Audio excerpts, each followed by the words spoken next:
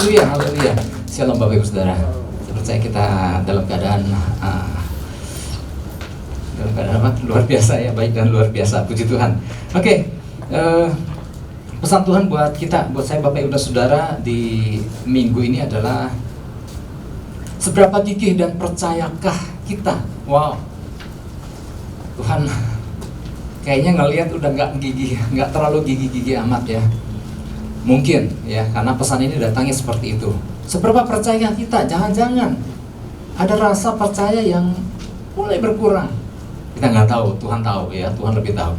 Kita sih mungkin merasa oke-oke aja gitu ya, tetapi Tuhan lihat. Bapak Ibu Saudara, setiap kita pasti pernah tahu yang namanya buah stroberi ya. Hampir rata-rata semua orang suka buah stroberi yang merah-merah, agak pink gitu kan. Kalau yang senang es krim, ada yang suka pilih ya rasa stroberi ya. Saya termasuk yang suka stroberi. Terus kalau makan kue, suka ada potongan stroberi. Saya nggak tahu ya, Bapak Ibu Saudara termasuk yang kalau ada potongan stroberinya yang kecil itu apakah dimakan apa enggak? Saya kadang-kadang dimakan. Terus, Pak mau ngomong apa ini? Kok jadi ngomong stroberi? Kalau makan apa dah rasa stroberi gitu ya, mungkin banyak ya orang yang senang stroberi, tapi ada juga yang enggak stroberi. Tapi bukan soal rasa yang saya mau sampaikan Bapak Ibu Saudara. Stroberi itu buah yang indah ya, semua orang setuju bahwa stroberi itu buah yang indah dengan ukuran yang berbeda ya. Ada yang memang besar sekali dan sangat manis dan asam manis, dan ada yang rasa-rasanya campur seperti itu. Nah Bapak Ibu Saudara, ternyata gini Bapak Ibu, apa yang saya mau sampaikan tentang stroberi, ternyata gini, stroberi adalah buah yang agak-agak rentan untuk luka ya. Kalau mencoba membersihkannya sedikit dengan sikat atau dengan apapun ya, rasanya itu mudah koyak, mudah lepas, mudah jatuh. Artinya indah tampaknya, tetapi ternyata mudah lecet, mudah luka ya. Kemarin ya, baru kemarin saya makan stroberi, tadi malam saya makan stroberi. Oke, nah ada istilah gini, strawberry generation. Pernah dengar Bapak Ibu strawberry generation? Ini yang nyampaikan adalah Profesor Renal Kasali ya. Dia bilang di bangsa kita ini ada yang disebut strawberry generation. Apa sih yang dimaksud dengan strawberry generation? Strawberry generation adalah gini, generasi yang penuh dengan gagasan kreatif tapi mudah menyerah, mudah terluka, gampang sakit hati katanya. Strawberry generation adalah generasi yang manja tapi mudah hancur ketika berhadapan dengan kompetisi dan ketidakpastian. Oh, saya juga baru dengar ada strawberry generation, tetapi inilah yang mungkin didengung-dengungkan kan, dia kan pakar gitu kan, seorang ahli di lebih ke bidang ekonomi sebetulnya, tetapi dia melihat adanya generasi-generasi yang rapuh, generasi yang sebetulnya terlihat indah. Ini generasi luar biasa, terlihat indah. Jadi mungkin dia lebih berbicara kepada generasi-generasi muda hari-hari ini. Generasi yang terlihat indah tapi begitu rapuh ketika berhadapan dengan hambatan, ya kan? Begitu rapuh ketika berhadapan dengan tantangan hidup. Karena generasi ini lahir dalam kondisi keadaan mapan, ya, negeri yang boleh dikatakan negeri yang mapan. Nah, bagaimana generasi ini bisa bertahan menghadapi tantangan dalam kehidupan, karena yang namanya tantangan dalam kehidupan itu nggak ada habisnya. Ada aja selama kita menjalani tantangan, selama kita menjalani kehidupan, ada aja yang namanya tantangan. Hambatan ada nggak? Kita ketemu hambatan. Rintangan, kita juga ketemu rintangan. Nah, tetapi buat strawberry generation ini, hal-hal tadi, tantangan, hambatan, rintangan ini buat mereka adalah sesuatu yang sangat tidak disukai. Mereka mudah menyerah ketika menghadapi hal-hal seperti itu. Nah, oleh sebab itu, dia katakan generasi ini butuh daya juang, generasi ini butuh ketangguhan, generasi ini butuh kesabaran, generasi ini butuh kegigihan katanya. Nah, ini yang boleh mengingatkan kita sama pesan Tuhan di hari ini, di minggu ini. Mari saya ajak kita buka di Matius pasal yang ke-15 ayat 21 sampai 28. Kisahnya mungkin kita udah hafal, tentang seorang perempuan Kanaan ya, di dalam Injil yang lain. Ini tertulis di Matius juga, tertulis di Markus juga. Di Matius lebih disebut perempuan Kanaan, tapi di Markus disebut perempuan Sirofenisia, ya karena memang dia bukan orang Yahudi. Saya mau ajak kita baca ayat 22 coba. Matius 15 ayat 22. Maka datanglah seorang perempuan Kanaan dari daerah itu, maksudnya daerah Tirus Sidon, dan berseru, "Kasihanilah aku ya Tuhan, anak Daud, karena anakku perempuan kerasukan setan dan sangat menderita." Ayat 23. Tetapi Yesus sama sekali tidak menjawabnya. Lalu murid-muridnya datang dan meminta kepadanya, "Suruhlah ia pergi." Ia mengikuti kita dengan berteriak-teriak. Nah, nggak usah dibaca semua karena di bagian dalam saya akan bahas ayat per ayat, Bapak Ibu. Nah, oke, menjalani hidup sebagai seorang pemercaya sama, bukan sebuah hal yang mudah. Dalam arti gini, ya ada orang bilang, jadi orang pemercaya mah, jadi orang Kristen mah gampang gitu ya. Ya betul, ada orang yang begitu dilahirkan jadi Kristen. Tetapi kalau mengingat yang tadi saya sampaikan, ada perjalanan yang harus kita tempuh. Ada pengiringan sama Kristus yang harus kita lakukan. Nah, ini kan yang gak mudah. Kalau kita mau berkenan sama Tuhan, di mana tantangan, rintangan, hambatan itu akan mewarnai perjalanan kita, akhirnya kita mendapati bahwa ternyata sebagai seorang pemercaya Kristus di dalam menjalani kehidupan di dunia ini gak mudah gitu. Ada hal-hal ya yang harus kita hadapi. Jadi nggak bebas dari yang namanya persoalan, kita nggak bebas dari yang namanya problema, ya kan? Di setahunan ini kan kita bersama-sama menghadapi tantangan pandemi yang nggak mudah, ya. Jadi ada yang dihadapi secara bersama-sama, belum lagi tantangan perseorangan, nggak mudah, Bapak Ibu Saudara. Ya, jadi kalau dibilang sulit, ya nggak terlalu tepat. Kalau dibilang mudah juga nggak terlalu tepat. Jadi bilang gampang nggak tepat, tapi nggak mudah. Nah, tokoh-tokoh di Alkitab juga kan mengalami hal itu, Bapak Ibu Saudara. Tantangan demi tantangan kehidupan sebelum tujuan demi tujuan Tuhan digenapi di dalam kehidupannya. Misalnya Yusuf, ya kita tahu perjalanan hidup Yusuf. Ada perjalanan yang nggak mudah yang harus dia tempuh sebelum penggenapan daripada rencana Tuhan atas kehidupannya. Ada Daud, ya sebelum sampai akhirnya menjadi raja. Apakah perjalanan hidup Daud ini mudah? Enggak juga. Banyak tantangan, kejaran, ancaman. Ya belum Yosua, kalau mau disebut satu persatu ya semuanya pasti ngalami hal-hal seperti itu. Tantangan, problema dan masalah. Demikian juga Bapak Ibu Saudara. Hari ini kita akan belajar dari seorang perempuan. Kalau di Matius disebut perempuan Kanaan. Nah, perempuan Kanaan ini Bapak Ibu Saudara adalah seorang ibu yang datang kepada Yesus karena anaknya menderita oleh sebab kerasukan setan. Makanya dia datang, dia pernah dengar mestinya tentang Yesus.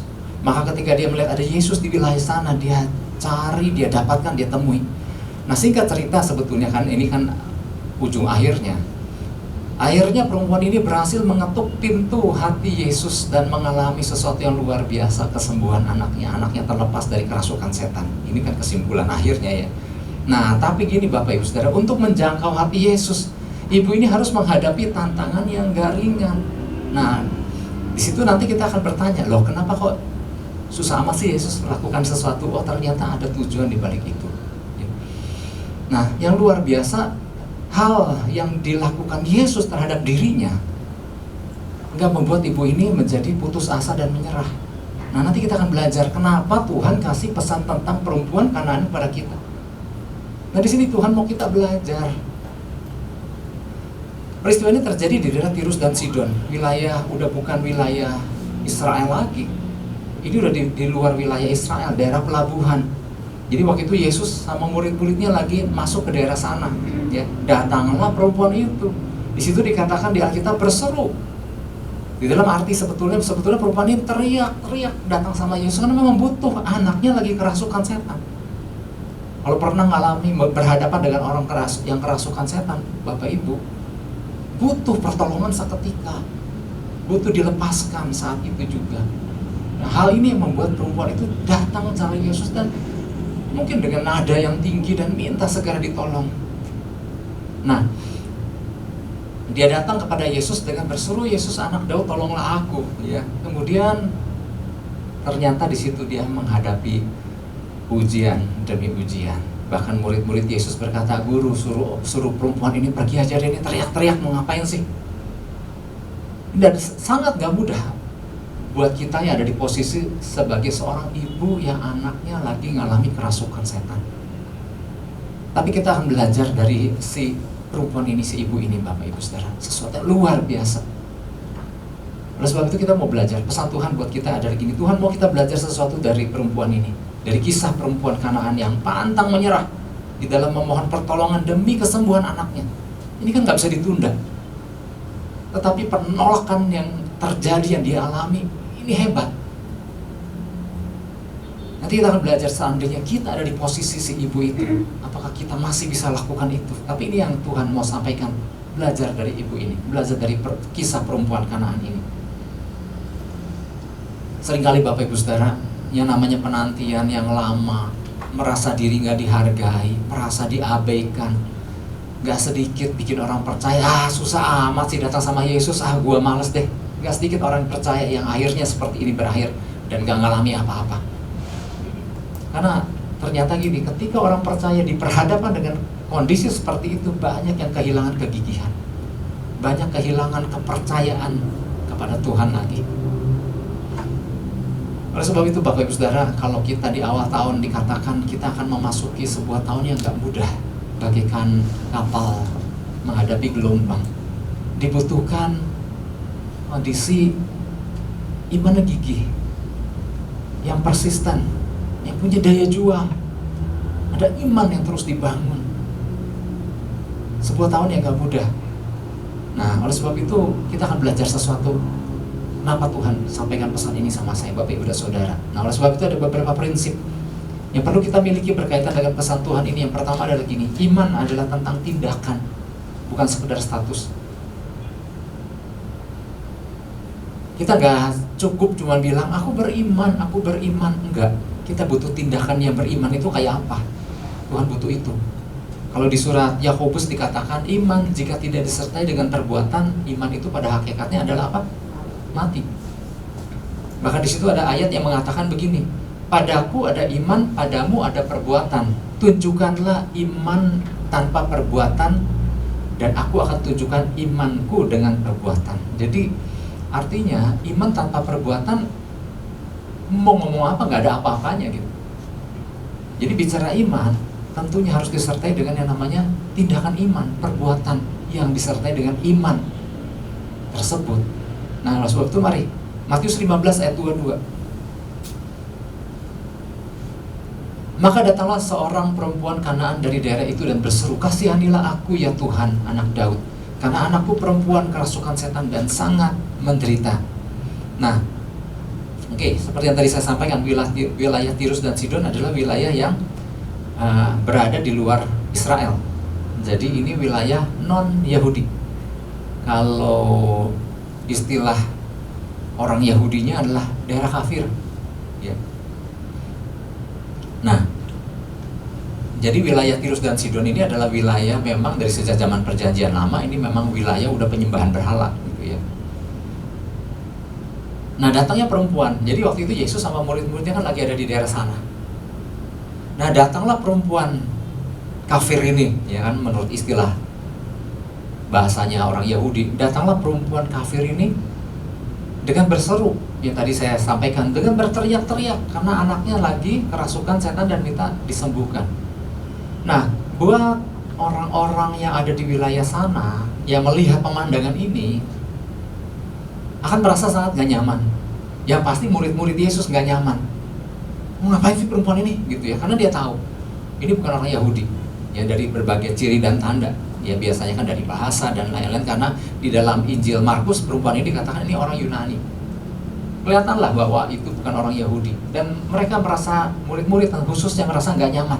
Makanya dia bilang, guru, suruh pergi gitu ya. Jadi buat mereka ada sangat risih, ya.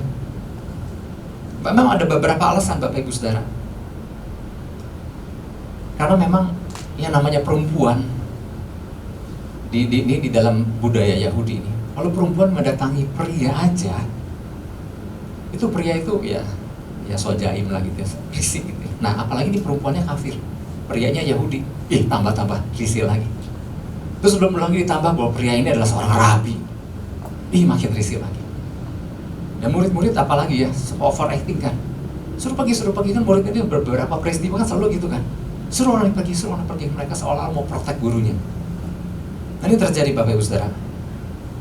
Nah, jadi murid-murid berkata, itu alasan pertama. Alasan yang kedua, murid-murid itu suruh pergi karena gini, mau ngapain? Mau minta apa? Kamu mah gak pantas, kamu mah bukan Yahudi, kamu mah gak layak terima warisan dari Allah kami. Kamu gak pantas terima sesuatu dari Tuhan kami. Karena dia percaya kan, bahwa hanya orang Yahudi lah yang menerima janji Tuhan. Nah, ini mau ngapain? Udahlah, daripada buang waktu, kamu kesana aja deh, menjauh dari guruku. Karena gini, di dalam pandangan murid-murid, dia melihat bahwa dia melihat pemandangan ini berdasarkan status. Kami kan orang Yahudi, kami kan keturunan Abraham. Ishak, Yakub adalah keturunan Abraham. Dan kami orang Israel adalah anak-anak Yakub.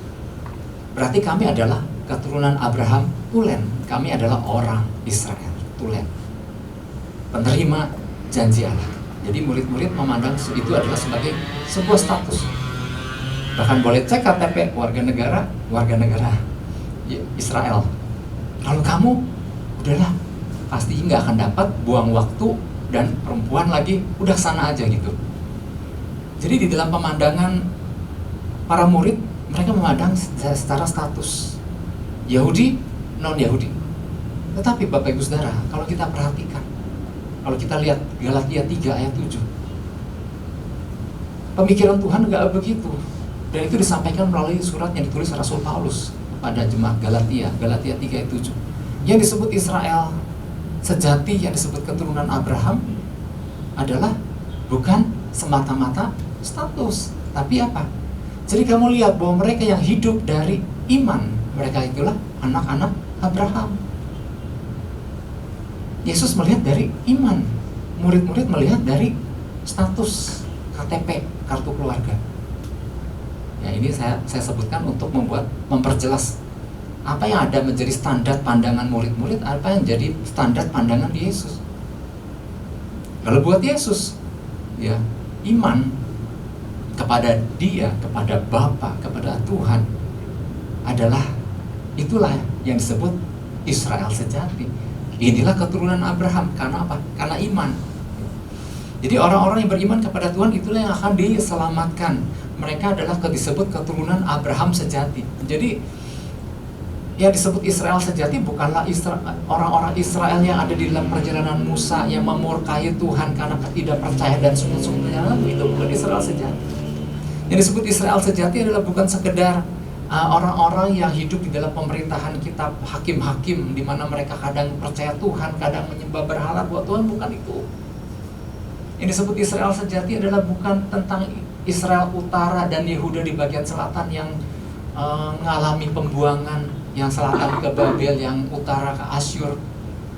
Kalau mereka nggak percaya kepada Tuhan, kalau mereka nggak beriman dan mempercayai Yesus sebagai Tuhan, ya pada waktu sebelum Yesus, kalau mereka tidak mempercayai Tuhan sebagai Allah yang akan turun ke dunia, bukan pempercaya sejati, bukan Israel sejati, bukan keturunan Abraham. Standarnya itu bukan status warga negaraan, tanah kelahiran, bukan. Jadi umat Allah yang sejati adalah mereka yang beriman dan mengakui Kristus yang adalah juru selamat, berpaut kepada Dia dalam segala keadaan dengan setia menyembah Dia. Inilah Israel sejati. Nah, jadi ada dua cara pandang yang berbeda antara murid dengan gurunya. Nah, sekarang ada pertanyaan, bisa nggak orang yang non-Yahudi mengalami janji-janji Tuhan? Bisa nggak? Bisa. Kalau dia memiliki iman dan ketaatan kepada Yesus. Jadi siapapun. Berapa contoh di Alkitab kan jelas. Ya, di zaman perjanjian lama kan ada Naaman. Ya, jelas-jelas dia kan bukan orang Yahudi, tetapi lewat penyakit kustanya dia diperkenalkan kepada Bapa di surga, kepada Allah Israel melalui pelayanan Nabi Elisa. Bisa nggak? Bisa. Akhirnya dia menjadi pemercaya, seorang pemercaya. Terus kalau di perjanjian baru ada seorang perempuan Samaria yang melalui perjumpaan dengan Yesus di sumur Yakub, yang buat orang Yahudi ini kafir juga nih, ini blasteran kafir karena bukan tulen Yahudi.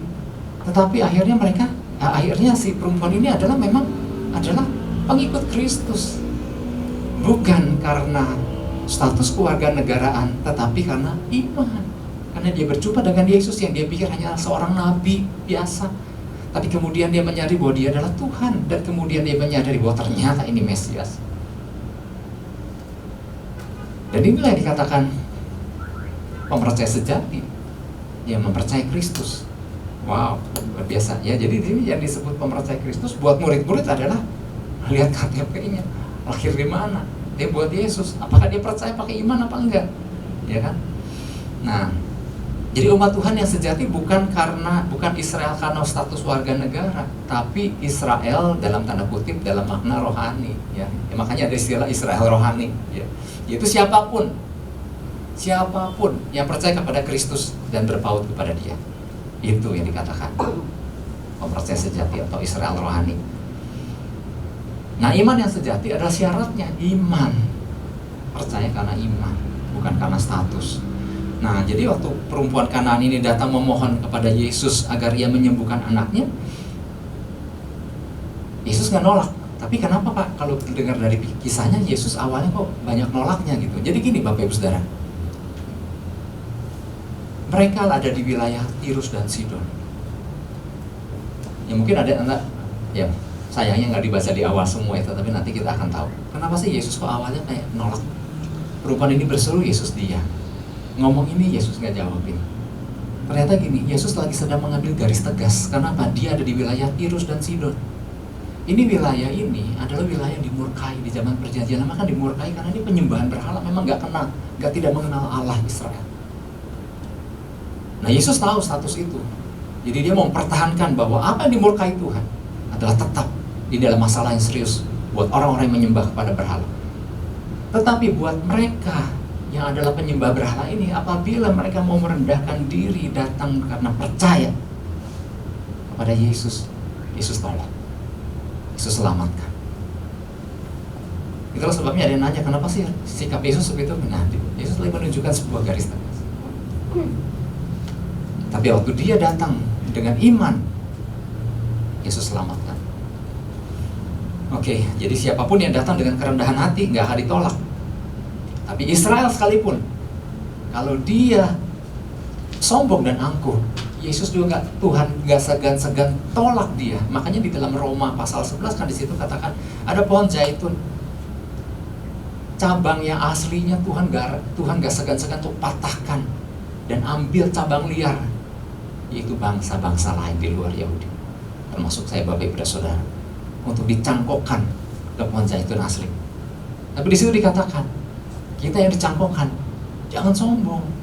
Kalau yang asli aja Tuhan gak segan-segan patahkan, apalagi yang cabang liar yang oleh kasih anugerah ditempelkan ke pohon asli.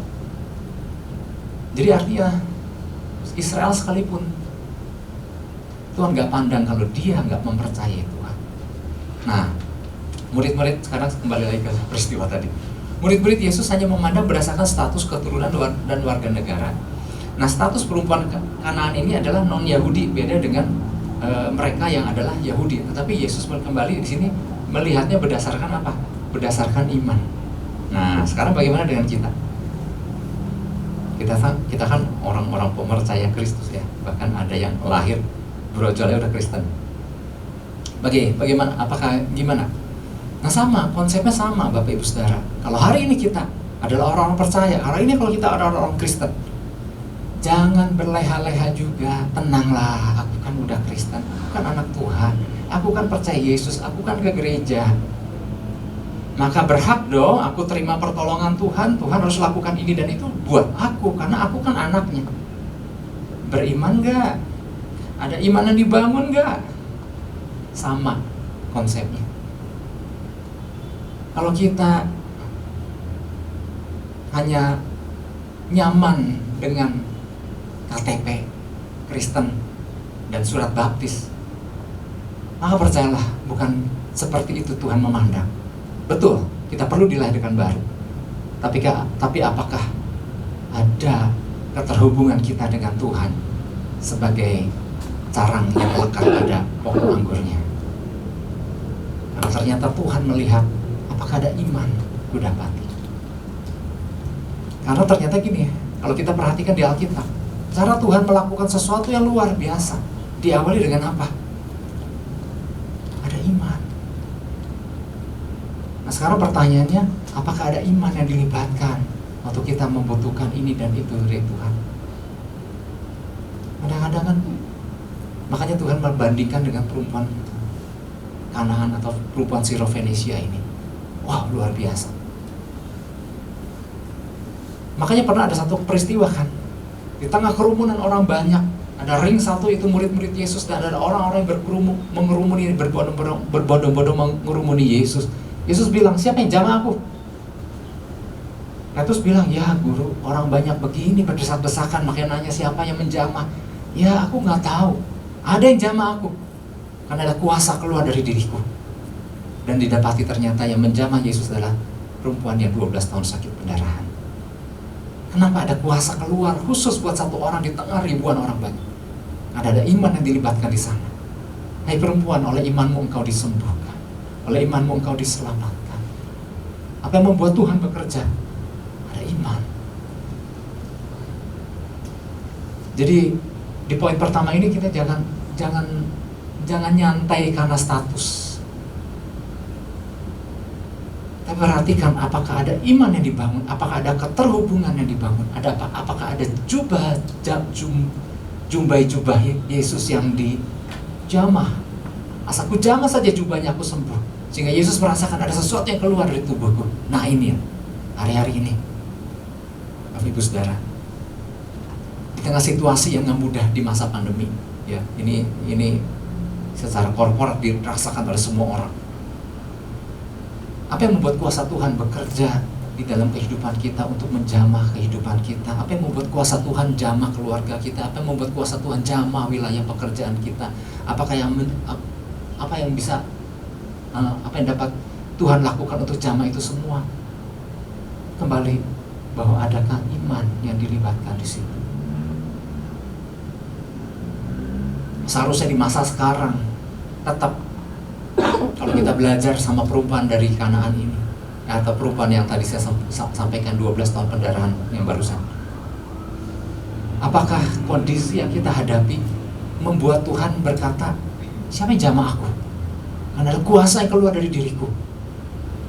Apakah ada iman yang model sebegitu yang menarik perhatian Tuhan, yang membuat Tuhan melakukan sesuatu? Nah ini pertanyaannya, kita jawab secara pribadi. Tapi poin pertama ini adalah ini, jangan santai karena status. Tapi ada iman yang harus dibangun, ada keterhubungan yang harus dibangun hari lepas hari. Dan percayalah, biarlah iman kita menarik perhatian Tuhan. Yang ngerti katakan amin poin pertama ini. Ya, yang pertama itu. Yang kedua, yang pertama tadi apa? Iman apa? Iman adalah tentang tindakan, bukan sekedar status. Yang kedua, iman adalah tentang kerendahan hati dan persistensi. Masih ada kaitannya dengan pertama kan? Tunjukkan iman dari perbuatanmu. Jadi bukti seorang beriman adalah ada kegigihan di situ, ada kerendahan hati dan persistensi, ada daya juang. Matius 15 ayat 26-27. Ayat 26. Ini di adegan selanjutnya, tapi nanti saya akan runut lagi dari awal. Tetapi Yesus menjawab, tidak patut mengambil roti yang disediakan bagi anak-anak dan melemparkannya kepada anjing. Rasanya ini perkataan yang mungkin paling kasar yang pernah Yesus sampaikan ya, kepada orang yang lagi butuh pertolongan. Kata perempuan itu, benar Tuhan, namun anjing itu makan remah-remah yang jatuh dari meja tuannya. Oh ini luar biasa sekali Bapak Ibu. Ada dialog yang menguji iman perempuan ini. Yesus mengatakan, gak patut perempuan ini ngambil roti yang disediakan buat anak-anak. Siapa sih anak-anak? Anak-anak ini berbicara soal orang-orang Yahudi. Dan siapa anjing? Anjing adalah sebutan orang Yahudi pada waktu itu, nggak tahu pada zaman sekarang apa masih. Buat orang non-Yahudi adalah identik dengan sebutan anjing. Wow, sampai kasar begitukah? Apakah maksudnya Yesus dibalik dia mengatakan itu? Semua pemujian Bapak Ibu. Nah, dialog ini menunjukkan bahwa betapa rendahnya status orang non-Yahudi itu kan, sehingga disamakan sama seekor anjing. Ya meskipun dalam bahasa aslinya ini anjing kecil, anjing yang buntutnya kepake-kepake gitu kalau ada buntutnya, tetapi tetap statusnya anjing. Dan anjing di mata orang Yahudi, nggak ada orang Yahudi piara anjing. Anjing adalah binatang yang ada di jalan-jalan aja. Dan anjing itu sedikit lebih halus dari babi buat orang Yahudi, tapi sama binatang yang tidak disukai, binatang liar itu. Sampai sebegitunya Bapak Ibu Saudara. Dan yang menyakitkan buat kalau perempuan ini mau sakit hati, yang paling menyakitkan adalah oke, orang Yahudi bilang non Yahudi itu anjing, oke, karena itu memang udah tradisi dari zaman ke zaman. Tapi kalau sampai Yesus ikut-ikut ngomong anjing kepada orang-orang di luar, anak-anak yang perempuan itu tahu maksudnya dia, karena dia sangat menyakitkan. Jadi artinya gini, kalau mau sakit hati, perempuan ini sakit hati. Kalau mau sakit hati, tapi ternyata enggak Bapak Ibu Saudara. Kalau diperhatikan, bukan soal anjing aja perempuan ini direndahkan. Ternyata dari awal adegan, perempuan ini udah mengalami berbagai perendahan-perendahan yang dilakukan oleh Yesus. Dan tentunya ada tujuan. Nah, di sini kita mau belajar. Jangan kan dibilang anjing, ya kan? Oke, nanti di bagian akhir saya sampaikan. Nah, jadi ternyata gini, kalau di Injil Matius ada 3 perendahan, kalau di versi Markus ada 2 perendahan, tapi jangankan 2, jangankan 3, 1 aja tersinggung loh orang digituin. Oke, yang pertama, ujian yang pertama adalah gini. Jadi Tuhan sengaja menguji perempuan ini, dan sekaligus pesan ini disampaikan kepada saya Bapak Ibu dan Saudara untuk apa? Yuk belajar dari perempuan ini. Yang pertama, ujian yang pertama adalah Yesus merespon dengan diam aja dan tidak membalas teriakan perempuan ini, meskipun perempuan ini memanggil di ayat 22, Yesus anak Daud, kasihanilah aku. Wah, ini kan ternyata si perempuan ini, ya aku ngomong ini kok dia nggak ada respon sih. Ya di ayat 22, Matius 15 ayat 22. Beda ya kalau sama Bartimeus, Yesus anak Daud kasihanilah aku, Yesus berhenti itu langsung panggil itu orang buta. Dan Yesus nanya, apa yang mau engkau aku lakukan? Langsunglah, aku mau dicelikanlah mata Bartimeus. Tapi waktu perempuan ini mencoba mempraktekkan hal yang sama, ya kan? Kasihanilah aku ya Tuhan anak Daud, karena anakku, nah dikasih alasan juga nih, ini juga genting, ini juga kritis, karena anakku perempuan kerasukan setan dan sangat menderita. Ayat 23, lalu apa yang Yesus lakukan? Yesus sama sekali tidak jawab, dicuekin aja, gak diwaro sama Yesus. Seandainya kita dalam posisi perempuan Kanaan ini Bapak Ibu Saudara, kira-kira apa tindakan kita? Apa tindakan rata-rata orang percaya mungkin ketika berhadapan dengan lagi minta pertolongan, melakukan sesuatu juga enggak, jawab juga enggak. Pergi tuh tinggalin biasanya, ya orang, ya emang lu siapa? Nggak ngejawab, banyak yang bisa tolong gua. Nah biasanya kan orang gitu responnya kan. Kalau orang umumnya begitu, biasanya kalau nggak digubris, biasanya apa? Udah pergi meninggalkan. Memang sih di zaman itu bukan soal yang tadi kan, pria itu lebih warga kelas 1 dibandingkan wanita karena menganut sistem tradisi patriarkal. Mau ngapain perempuan dekat-dekat? Belum lagi ditambah ini rabi. Tapi bukan soal itu aja. Ternyata kalau kelihatan dari luar, seolah-olah Yesus kayak lagi mendukung tradisi. Perempuan jangan deketin laki, apalagi perempuan deketin rabi, apalagi non-Yahudi deketin rabi. Udah sana jauh gitu. Seolah-olah awalnya Yesus seperti lagi mendukung hal itu. Tapi ternyata gini, ada tujuan Yesus. Itu ujian yang pertama. Apakah lulus nggak perempuan ini dengan ujian yang pertama yang seringkali banyak membuat orang percaya gugur ketika nggak diwarut, ketika didiamkan, ketika nggak melakukan apa-apa Yesus. Percuma lah. Gua berseru juga dia nggak dengar. Nah, belum beres ujian pertama, datang ujian kedua. Yesus ngomong apa di ayat ke-24?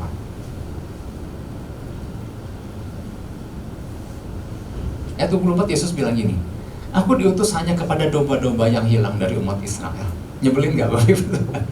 Udah gak dijawab, terus Yesus bilang, aku mah bukan buat ngurusin kamu mah non Yahudi. Aku datang diutus hanya kepada domba-domba yang hilang dari umat Israel.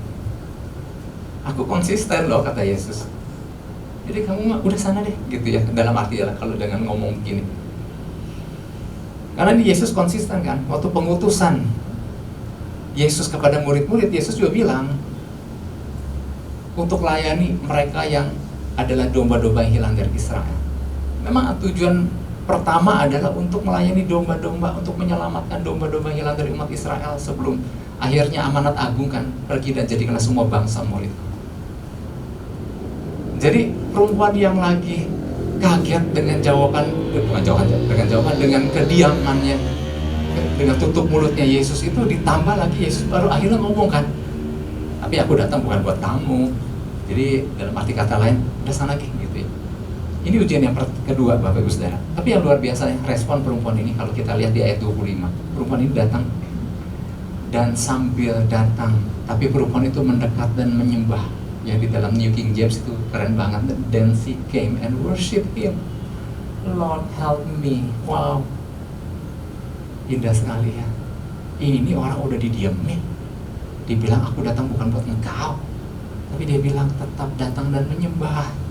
Apakah ada tindakan iman dan kegigihan seperti ini yang biasanya dalam ujian pertama orang udah ngabur, ikut Yesus mah susah. Tindakan yang kedua, dia tetap sembah Yesus dan dia tetap percaya bahwa Yesus bisa tolong dia. Kemudian datanglah ujian yang ketiga. Ya ampun, ujian ketiga bilang apa? Ayat 26. Tapi Yesus menjawab, tidak patut mengambil roti yang disediakan bagi anak-anak dan melemparkannya kepada anjing. Ayat 27 sekalian. Kata perempuan itu, benar Tuhan, namun anjing itu makan remah-remah yang jatuh dari meja tuannya. Ya luar biasanya Bapak Ibu Saudara, perempuan ini gak tersinggung. Dia ngerti betul ada yang lebih layak, yaitu bagian anak-anak untuk makan roti. Tapi dia bilang, ya aku mah anjing, remah-remahnya juga cukup. Waduh, ini luar biasa banget Bapak Ibu Saudara. Kalau di dalam versi Markus, Yesus bilang gini, biarlah anak-anak makan dulu, nanti ada remah-remahnya, lihat aja nanti. Tapi perempuan itu juga berkata, gak apa-apa. Sambil itu anak-anak makan di meja. Biasanya anak-anak kalau makan ada yang suka jatuh, biarkan aku mungutin yang udah bubuk di bawah pun cukup. Wow, ini yang membuat Yesus melakukan sesuatu tindakan yang dahsyat. Oleh imanmu, anakmu sembuh. Dan seketika itu juga keluarlah roh jahat itu dari anaknya. Kenapa? Buat perempuan itu, udah gak usah banyak-banyak, sedikit yang daripada engkau cukup, asal daripadamu. Seberapa kita Bapak Ibu Saudara bisa bertindak, bersikap seperti perempuan itu? Mau sabar, mau gigih, mau menantikan, pokoknya asal dapat dari Yesus pun cukup. Jadi artinya gini Bapak Ibu Saudara, dalam arti kata lain, lewat pesan ini Tuhan sedang mengingatkan kita, kalau sebagai orang percaya kita masih suka tersinggung, gak sabar, rasa Yesus perlu melakukan sesuatu pada aku, kan aku kan anakmu, lihat surat baptisku jelas. Kalau kita masih sebagai orang-orang yang sombong, orang-orang yang merasa patut ditolong tapi gak melakukan apa-apa, orang-orang yang pengennya instan tapi juga gak melakukan sebuah tindakan yang membuat Yesus melirik iman siapa ini. Kalau orang-orang termasuk kategori itu, percayalah, kabur. Dari ujian yang pertama udah pada kabur, ujian kedua apalagi, ujian ketiga, tapi Tuhan mau belajar dari perempuan ini. Ini anaknya lagi kritis, lagi kerasukan setan, butuh pertolongan. Tetapi lihat, ditolak sekali, datang, tolak 2 kali, ya sembah. Dibilang anjing, dibilang asal seremahnya aja cukup. Mari Bapak Ibu Saudara, saya mau tutup dengan ini. Kalau kita terus bertahan dengan prinsip yang tadi, sombong, nggak mau bangun iman, tidak menunjukkan iman yang menarik perhatian Yesus, kalau kita hanya tenang dengan status, merasa Tuhan mesti tolong padahal nggak ada tindakan apa-apa. Mari Bapak Ibu Saudara, inilah saatnya kita belajar dari perempuan Sirofenisia, dari perempuan Kanaan ini. Kegagalan seorang pemercaya untuk memperoleh penggenapan janji Tuhan bukan karena Tuhan gagal tolong, bukan. Tapi karena kita lebih dulu melemah iman, karena kita yang terlebih dahulu nggak percaya, karena kita yang terlebih dahulu tidak menunjukkan iman yang spesial yang membuat Tuhan menarik perhatian. Oleh sebab itu mari Bapak Saudara kita sama-sama belajar. Yang ngerti katakan amin. Yang beri tepuk tangan buat Tuhan Yesus.